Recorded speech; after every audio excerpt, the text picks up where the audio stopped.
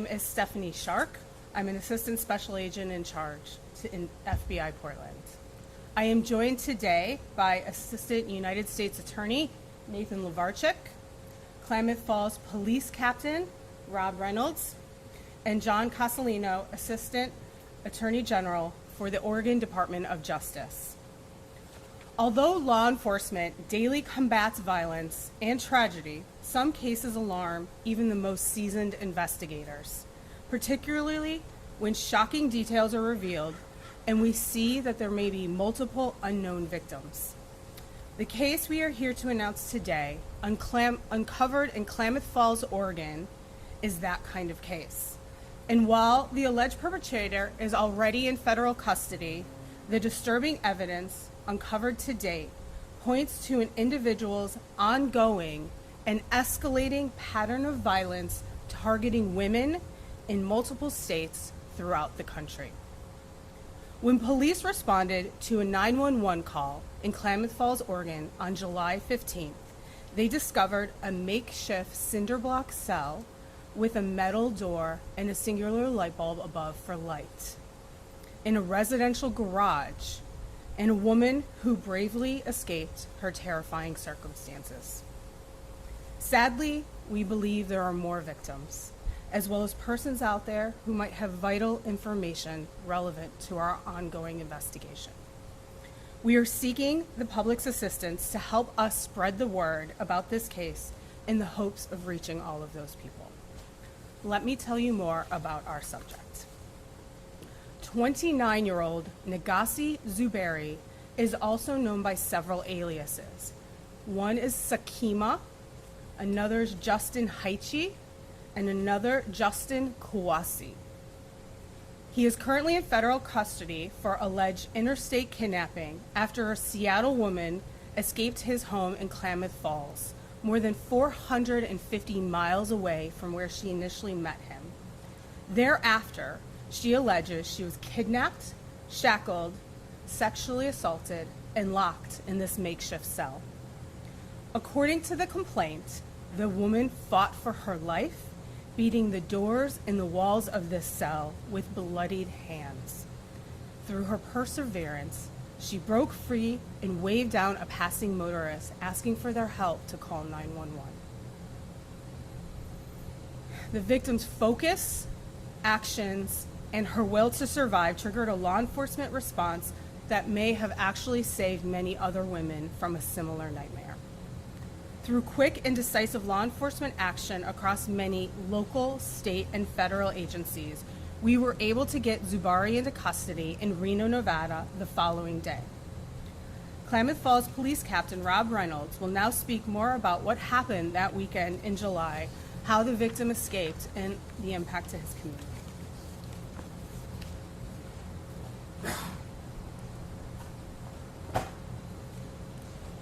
Good morning. Again, my name is Captain Rob Reynolds. I'm with the Klamath Falls Police Department.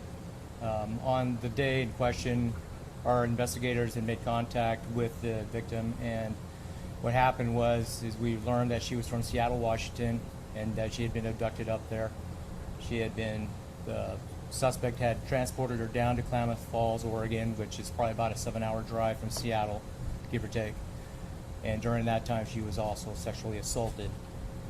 Also during that time, she was taken to a residence in Klamath Falls, Oregon, where there was a makeshift cell, if you will, and he had actually locked her in there for a couple hours at least until she realized that she needed to get out of that residence because her life was in danger. And she took the substantial steps to force her way out of that cell, and then she ran out into public, flagged down the first vehicle she could find, and then she was taken to safety. Then 911 was called, and then we responded to help her. We learned that what happened during that time, during that time, the officers learned that she had gone through quite a great ordeal. There's potential of additional victims out there.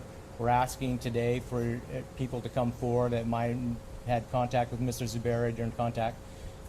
Obviously not just in our jurisdiction, but from all over the country, wherever he lived previously. We do know that it's an active investigation. We can't say too much, but what we like to say is that the victim, if she didn't do what she did, we wouldn't be here today, and Mrs. Zuberi would not be in custody. So I want to personally thank her for her bravery of what she did to get through that ordeal and get to where she needed to be today.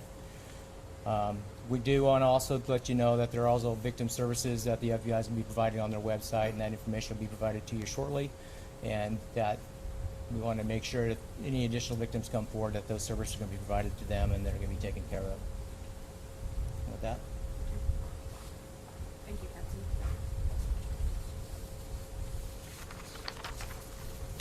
The FBI and our partners, to include Oregon State Police, acted quickly and were able to safely track down Mr. Zuberi within hours of his efforts to evade law enforcement. Our partners at the Reno Police Department, Nevada State Police, and Las Vegas FBI safely captured him after a 45-minute standoff in a public parking lot at a major shopping center in Nevada with no injuries to themselves or others. Assistant United States Attorney Nate Levarchik will now discuss any prosecutorial actions in this case. Good morning. My name is Nate Levarchik from the U.S. Attorney's Office. I'm an assistant U.S. attorney here in Oregon, and I'm the branch chief who supervises our Eugene and Medford offices. To add to what's already been said, on July 17th, we obtained a federal criminal complaint charging Mr. Zuberi with one count of interstate kidnapping. That charge carries with it a maximum sentence of up to life in federal prison. The court recently unsealed that criminal complaint, which lays out the probable cause supporting the charge. I do want to note that that is a charge, and just that. It's an accusation of a crime, and Mr. Zuberi is presumed innocent until he's proven guilty. After law enforcement arrested him in Nevada, he appeared in federal court there in front of a judge on July 26th, and that judge in Reno ordered him detained pending his transfer to Oregon. The U.S. Marshals Service is now in the process of bringing him back to Oregon to face the kidnapping charge, and we anticipate that he'll appear in federal court in Medford, Oregon, in the coming weeks. At that hearing, our office will seek his continued detention and argue that he is a flight risk and a danger to the community. This is an ongoing investigation. I'm not able to offer any more than that, but what I do want to offer is my compliments and the collaboration and the efforts of our federal, state, and local partners, including FBI, the Klamath Falls Police Department, Klamath County District Attorney's Office, Oregon State Police, Reno Police Department, and the Washoe County, Nevada District Attorney's Office, who all moved quickly and in coordination with each other to apprehend Mr. Zuberi.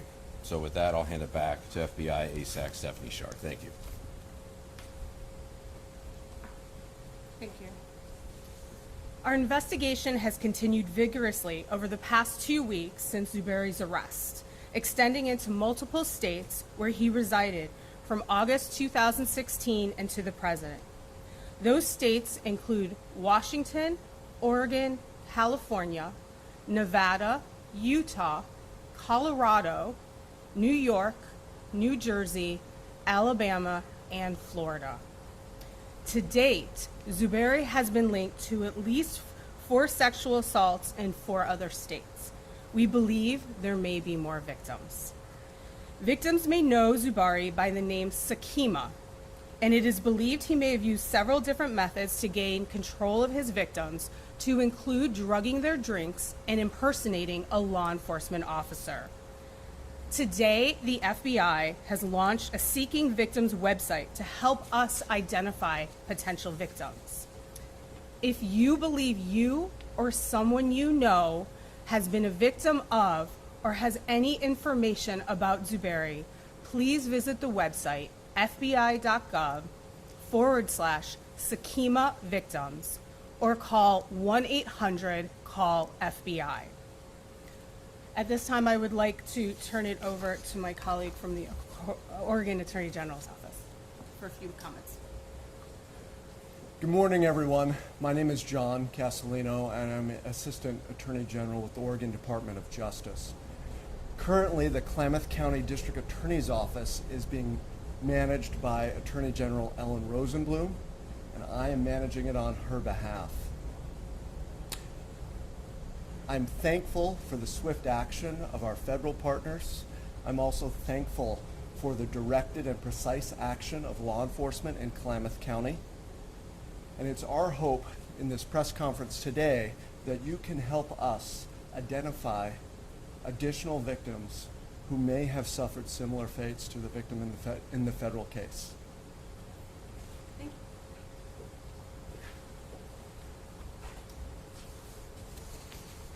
Finally, I want to thank the brave women who fought for their lives to get us where we are here today. Now it is our turn to take their burden and fight for them, any other victims out there, and seek justice. Thank you. At this time, we will take just a few questions. So as far as sexual assaults, what states did those occur in? Did it happen here in Oregon, California, what states? Aside from the one that we're discussing here in Oregon, because those are active investigations, we're not going to name the states at the time. I'm sorry. How long was the victim held in the cell before she escaped? The victim was held in the cell a few hours before she escaped. Speaking of that cell, obviously it appears it's not hidden. It's in this garage. So what role, if any, did his wife play in this? Was she aware of what was going on? Due to the ongoing nature of the investigation, we can't go into those details. We're still uncovering a lot of them. Nobody else is charged at this point, though. Not at this point, no.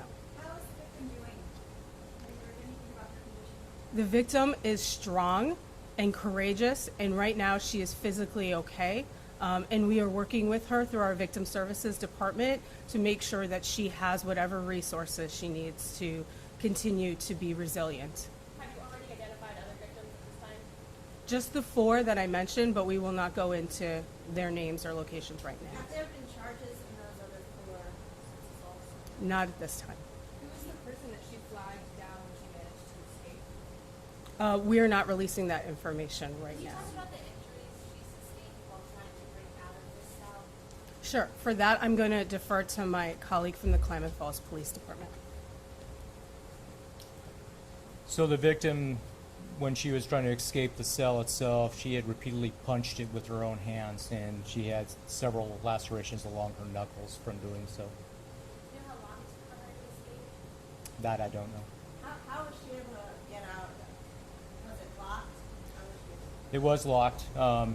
Again, because of her ability and her survival mindset, this was a screen door. She punched it several times to break the welds, ripped the screen down, and she crawled through a small space to get out of that place because she knew something bad was going to happen to her. Is Barry from Oregon or a different part of the country? That I don't know. I'd have to refer to my colleagues here. It is not believed he is from Oregon. He has only been in the state a few months at this time. Does he have a job? Does he do anything for work to make money? We're going to let you guys do your investigation into that. We're not going to release any of those details. Do you know if his wife or children were home at the time this woman was placed in the cell? I cannot utilize. Do you have an estimate on how many other victims there might be? Unfortunately, we do not. And our concern is based off of the information that has been made public in the complaint and released, that there is escalation of violence and intent. And so we are concerned that if we work backwards, we're going to find, unfortunately, numerous victims, which is why we are actually seeking your guys' help to do that. He's working alone? We do not know. This is one of those cases where, again, a lot of times we'll get a case and we'll think it is what it is on its face. And the more we look into this case, the more we can become concerned as law enforcement that there may be more that we're missing. And so that's why right now we are still at the infancy stages of the investigation. We can't answer a lot of questions, and we really want to seek the assistance from victims, because that's what's really important here, is making sure that anybody else who may have information to help us knows how to get in touch with us. So please pass along the website. Last question. Any indication that this suspect is tied to the other 2 women that were found dead in the Portland area that have not been Oh, at this time, there is absolutely no information to indicate any links between these matters. Where will he be tried? You mentioned Medford, but I mean, at this time, his charges will be in Medford, but we'll have to see where this investigation goes. We're still in the very early stages, and we appreciate all of you guys taking time out of your day to come here and help us with this. Thank you so much.